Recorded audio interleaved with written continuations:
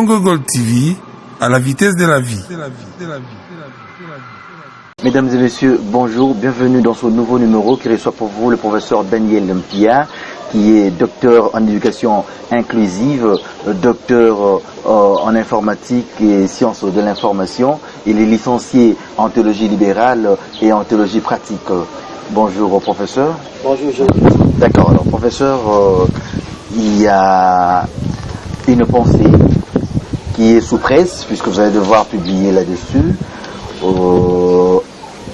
Une pensée qui est axée essentiellement sur la dictature éclairée. C'est vrai, vous avez dit que c'est un système hybride, qui puise un peu dans la démocratie, dans la monarchie, dans la théocratie. Mais c'est quoi la dictature éclairée? Ok, merci beaucoup pour la bande de réponse. Avant que je prenne mon temps pour expliquer un peu sur la dictature éclairée, c'est une idée qui m'est venue depuis 2006. C'est pas une nouvelle idée, je l'ai reçue en 2006 et quand j'étais encore... Parce qu'il faut dire qu'elle est très actuelle, elle s'applique directement au contexte actuel où le président n'a pas la majorité parlementaire. Oui, au pays, c'est un contexte purement actuel, mais chez moi, c'est une idée qui date depuis 2006. Alors, la dictature éclairée, c'est un régime que j'appelle hybride.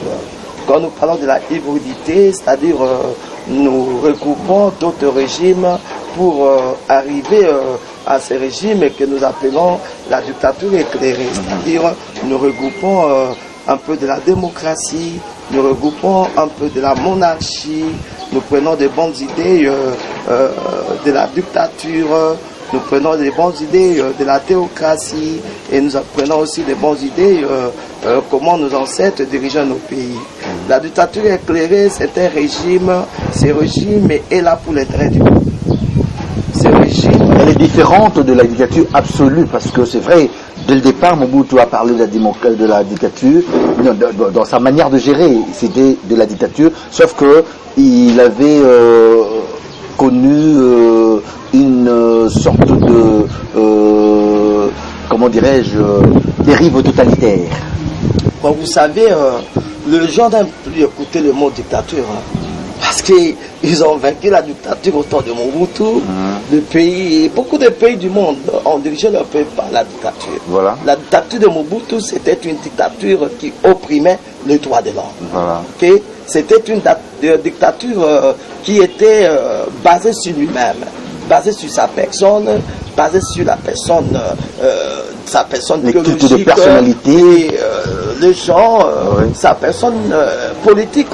Tandis que la dictature éclairée, c'est un régime qui est basé pour l'intérêt du peuple. Voilà. C'est un régime qui cherche l'intérêt du peuple. Une fois qu'un président de la République, vous entrez dans votre mandat, vous avez dans ta tête rien que le peuple. Tu n'as pas dans ta tête peut-être chercher l'intérêt de ta famille biologique comme dans d'autres régimes, et bien sûr comme la démocratie en Afrique. La démocratie en Afrique a amené seulement aux leaders démocratiques d'abord de construire leur famille biologique et de construire leur famille politique. Au contraire de la dictature éclairée, le président pense chaque jour, chaque nuit pour l'intérêt de sa nation. Alors, on va progresser, mais nous allons jeter notre regard en arrière pour voir si dans l'Afrique traditionnelle, il y a eu cette gestion axée sur la dictature éclairée, par nos ancêtres, les chefs, tout ça. Non, bien sûr. Ce matin, j'étais tenté d'étudier des différents royaumes qui ont existé dans ce monde. Je suis arrivé dans notre royaume Congo qui regroupait le Gabon, qui regroupait le Congo-Brazzaville, qui regroupait l'Angola, voire même le Cameroun. Alors j'ai remarqué que nos ancêtres, comme le roi Nzinga Kouvou dirigeait ce pays, son royaume, sous un régime dictatorial éclairé. C'est-à-dire quoi? Le roi cherchait d'abord l'intérêt du peuple. Quand bien même que les rois punissaient, il ne punissait pas pour détruire son peuple. Il punissait pour ramener le peuple à comprendre la valeur d'être citoyen dans un royaume. voyez, dans le temps de nos ancêtres, je n'ai jamais vu un roi faire du mal à ce sujet. Nos ancêtres ne faisaient pas du mal à ces sujets. Au contraire, nos ancêtres cherchaient l'intérêt de ces sujets.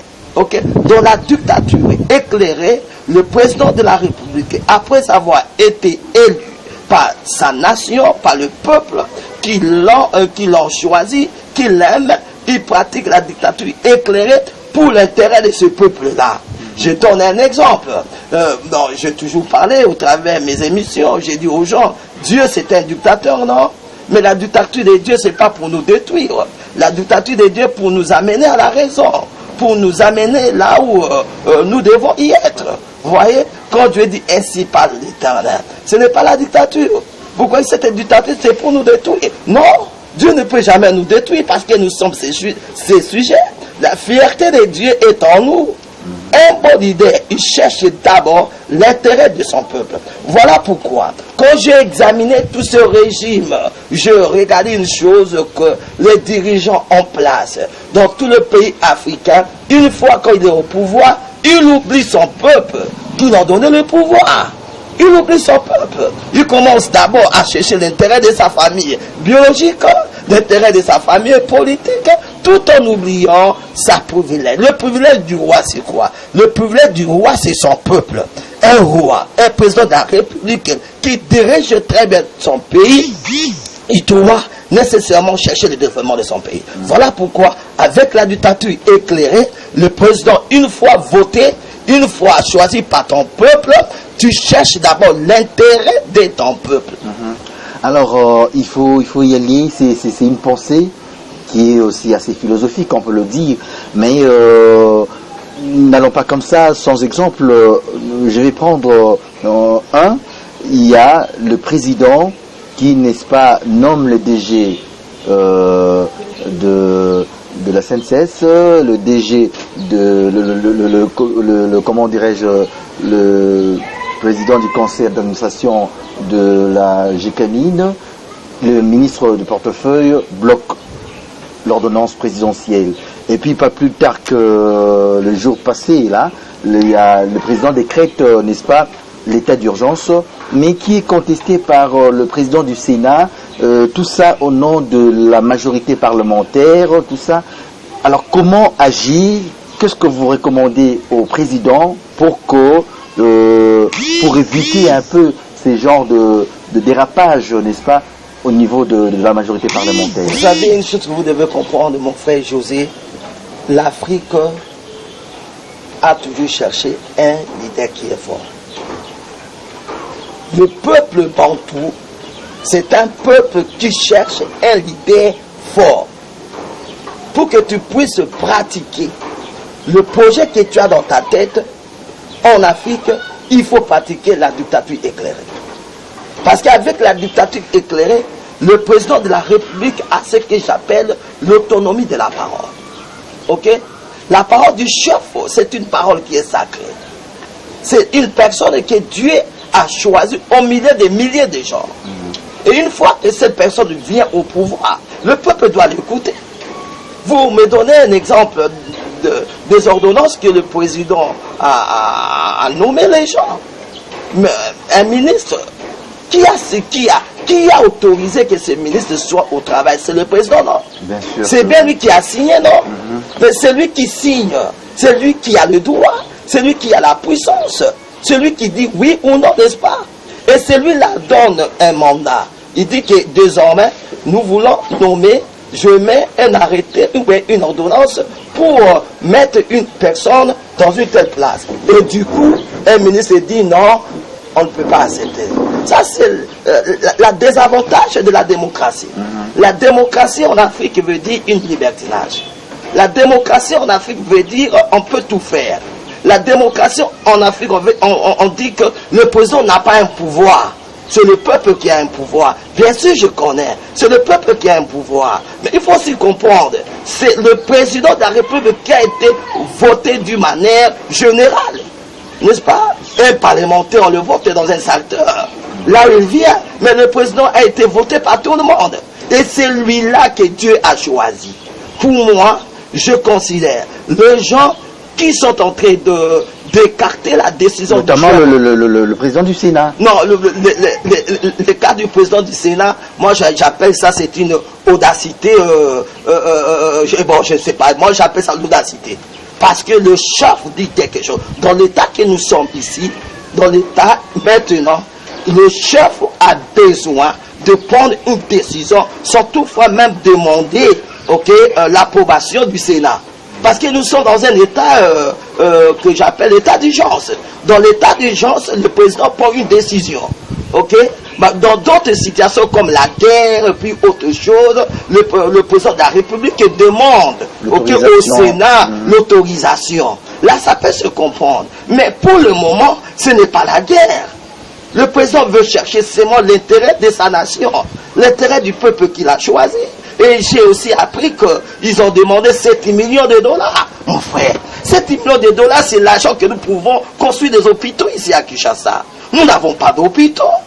Pourquoi pas prendre cet argent et construire des hôpitaux? Achetons les équipements médicaux qui pourront aider les gens qui tombent dans cette maladie. Vous voyez, la démocratie a mené au Congo, il y a que l'intérêt égoïste. Tous les leaders démocratiques en Afrique, ce sont des égoïstes. Ça me fait penser à Père Mobutu, à qui on a demandé est-ce que la démocratie est bien appliquée ici, chez nous, tout ça. Et lui de répondre, nous ne sommes pas un peuple d'opposition, de juxtaposition. On ne peut pas appliquer à la lettre la démocratie telle que vécue chez vous, les cartésiens. Nous, c'est le chef sacré. C'est un peu comme ça que vous pensez la chose. Mais mon frère, aucun pays du monde a été construit par la démocratie. Aucun pays. Même la vieille démocratie, non, la France. Non, la France n'a pas été construite par la démocratie. Les gens comme Napoléon Bonaparte, ils n'étaient pas démocrates. Hitler n'était pas démocrate. Franklin aux États-Unis, Franklin n'a jamais été démocrate. Mais regarde comment ils ont légué, ils ont laissé des traces.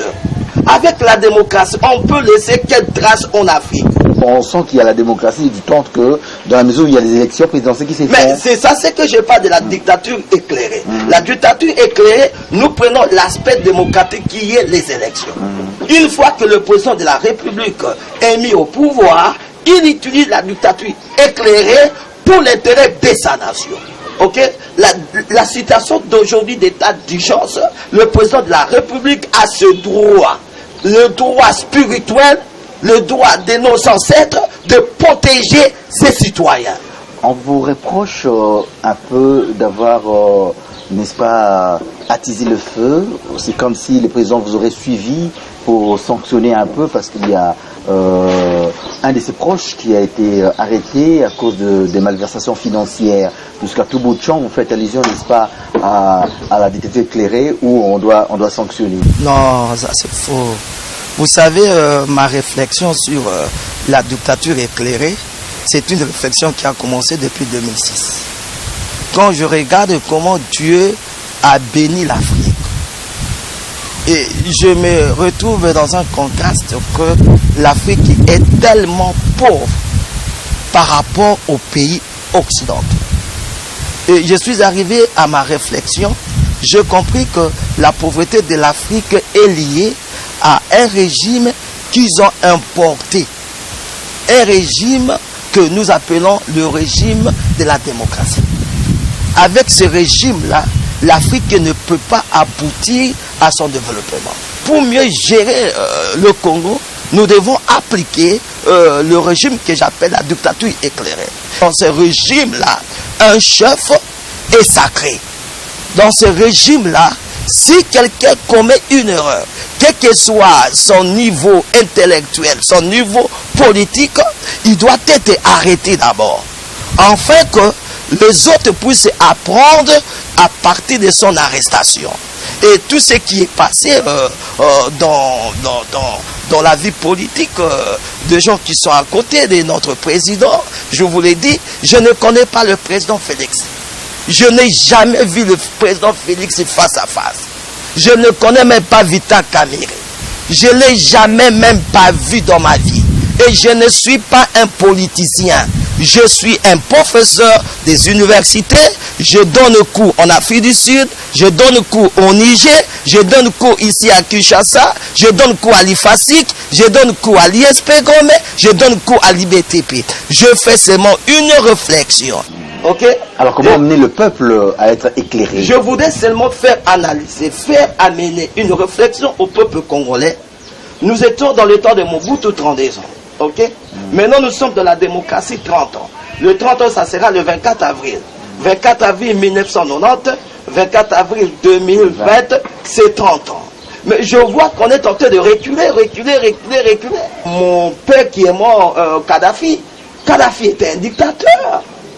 Et sa dictature était une dictature qui était éclairée. Dans les temps de Kadhafi, les étudiants libériens qui ont étudié avec moi à Manchester, à l'université de Stanford, ces étudiants, on leur payait 10 000 $ chaque fin du mois par Kadhafi. Il était un dictateur.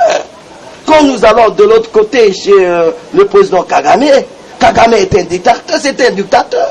Mon papa qui est parti, un vieux que moi j'avais beaucoup aimé, Mouzé Kabila. Mouzé Kabila était un dictateur. Il faut donner un exemple là. Il était un dictateur, il a donné l'ordre. Voilà. Auparavant, les gens se mettaient dans un taxi bis 20, 30 personnes. Ok? Dans un taxi, il y avait 6, 5 personnes. Il a seulement dit qu'à partir d'aujourd'hui, il faut qu'il ait seulement 4 personnes. Ok? Et tout ce qu'il a dit n'est pas écrit dans la constitution du pays. N'est pas été écrit dans la loi du pays. Je voudrais dire simplement, pour mieux diriger notre pays, il faut pratiquer la dictature éclairée pour l'intérêt de la nation. Et j'adresse une parole à mon président de la République, que avec la démocratie en Afrique, vous ne pouvez pas achever votre projet. Le projet du président ne sera jamais exécuté avec la démocratie. Ce projet sera exécuté s'il applique ce que j'appelle la dictature, s'il comprend que le peuple m'a voté, c'est moi qui dois aider mon peuple, parce que le peuple attend de lui quelque chose. Dans 5 ans, il lui reste que 2 ans et demi. Parce que la 5e année, ça sera une année des élections. Mais il a des ennemis partout. Les gens qui n'aiment pas qu'il puisse faire réussir dans son mandat. Et voilà pourquoi je voudrais adresser ma parole au chef que applique la dictature éclairée et vous verrez comment ce pays marchera. Le peuple congolais n'a pas besoin de changement d'idée. Alors comment commencer? Parce qu'on est déjà en plein régime semi-présidentiel. Comment en pleine démocratie, je veux dire, mais par où commencer? Comment il va s'activer, n'est-ce pas, dans cette dictature éclairée? Mon frère, la dictature éclairée est dans le sang de tous les Congolais. Tous les Congolais. C'est un dictateur. Même s'il prend la démocratie, c'est un dictateur en lui. Il a la dictature en lui. Je lui demande d'appliquer ça. S'il n'applique pas ça, le Congolais va le vomir. Je vous l'ai dit, et nous sommes là pour l'aider, et nous disons nuit et jour. Beaucoup de gens me posent des questions si je le connais. Je ne connais pas le président Félix. Ok? J'amène seulement une réflexion à la population congolaise pour son mandat et le mandat qui viendra pour les autres présidents de la République. Pour réussir, pour amener un développement au Congo, vous devez appliquer la dictature éclairée. Vous devez mettre l'exemption.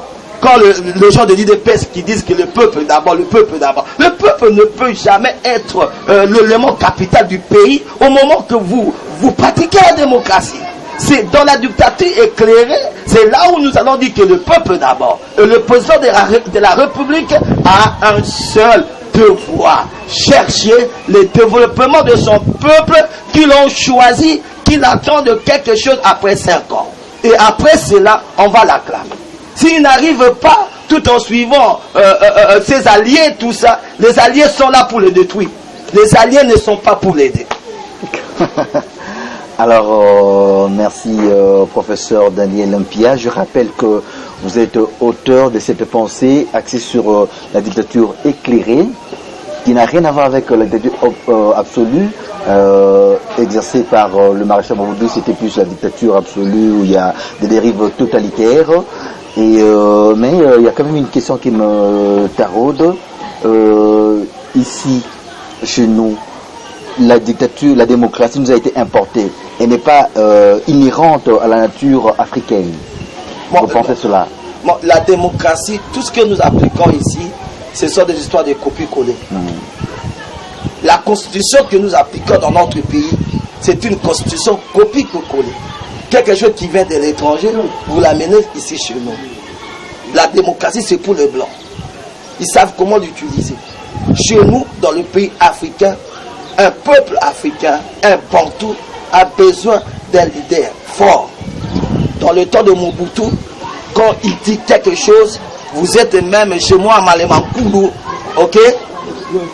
Les gens qui habitent là-bas feront tout ce que Mobutu a dit à Guadeloupe. La voix du chef, c'est plus qu'une loi. La voix du chef, c'est plus qu'une constitution. Ok? Alors je demande que la démocratie soit seulement utilisée dans notre pays sous l'angle des élections. D'accord. Merci, professeur. C'est vrai que vous êtes aussi spécialiste, expert en comment vous avez appelé le terme là, dyslexie. Dyslexie. Ah, d'accord, c'est quoi la dyslexie? Ça fera l'objet de notre prochaine émission. Bon, vous savez, je suis docteur, double fois docteur. Je suis docteur en sciences informatiques pour les enfants ayant des troubles intellectuels que nous appelons la dyslexie. Lire. La dyslexie, c'est quoi? Ce n'est pas une maladie, c'est un trouble. Un enfant qui ne sait pas lire et écrire. Un enfant qui fait la substitution des lettres. Un enfant qui fait l'omission des lettres. L'enfant parfois voit U comme N. L'enfant voit 6 comme 9. L'enfant, quand tu lui dis aller à gauche, lui part à droite. Ok? C'est un type d'enfants comme ça que moi, je fais mes études, comment les aider. Et ma deuxième thèse était comment développer un modèle purement pédagogique, inclusif, pour aider de tels enfants. Et nous sommes au pays, bientôt nous allons lancer notre ONG, comment aider nos enfants qui se trouvent dans ce genre de groupe. Moi je vous dis qu'il y a au moins 1,7 milliard de gens qui sont dyslexiques sous le soleil. Par exemple, la reine Elisabeth. La reine Elisabeth est dyslexique. Bush est dyslexique. Bill Gates est dyslexique. Albert Einstein, aussi. Albert Einstein est mais dyslexique. on a quand même arrangé, on les a soignés quand même. On n'arrange pas. La dyslexie On l'a traité. On ne traite pas la dyslexie. On améliore. Il faut d'abord découvrir cela quand l'enfant a l'âge de 3 ans à 7 ans. Une fois que l'enfant a plus de 12 ans, ça devient pour toujours. Ok? Et nous sommes là avec tous ces soucis patriotiques que j'ai. Moi, j'ai des enfants qui sont dyslexiques. C'est à cause de cela que je fais mes études pour que nous puissions aider nos enfants qui ont la dyslexie. D'accord. Vous avez suivi le professeur Daniel Mpia, qui est l'auteur de cette pensée qui sera publiée bientôt, professeur? Bientôt. On est en train d'écrire un livre sur la dictature éclairée, un régime hybride pour le peuple bantou et en particulier pour la RDC. Merci beaucoup, ça n'est fini pour cette émission. CGTV,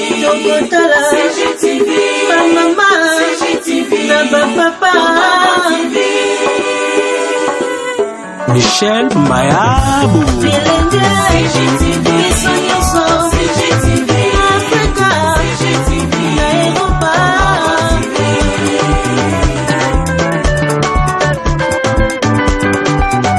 Émission ya kitoko culturel, politique, religieuse.